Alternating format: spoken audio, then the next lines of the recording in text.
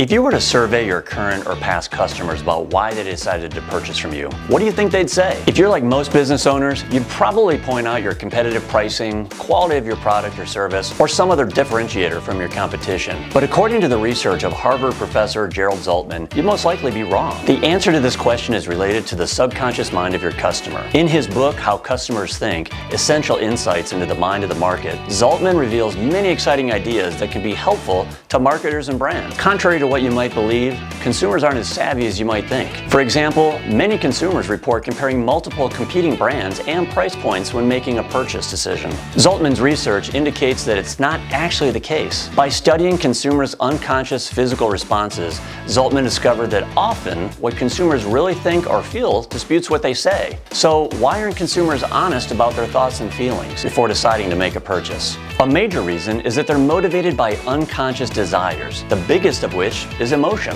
Emotion is what really drives the behaviors of the consumers before a purchase, and when making decisions in general for that matter. Think about the marketing you've seen recently in your everyday life. Do you really need those designer jeans? Are they really any better than the cheaper jeans that you could get at the department store? My guess is probably not. Luxury goods hone in on the feelings of self-worth, approval from others, and status.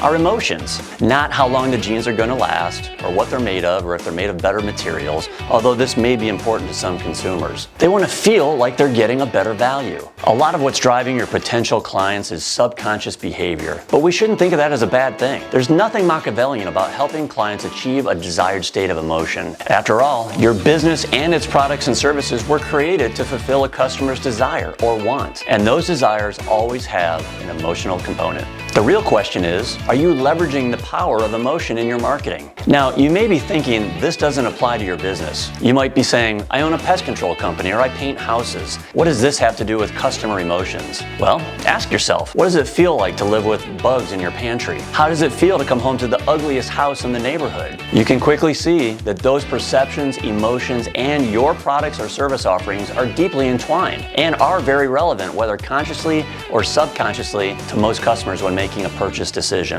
The key to leveraging Zaltman's findings in your own marketing efforts is to always remember to consider what your prospective customers might feel about your product or service. Or to put it another way, how do they feel about their current situation, like an ugly house or bugs in the pantry, and how your product or service might help them bridge between the negative feeling into a positive one. If you need assistance in bridging that gap, we'd be happy to help.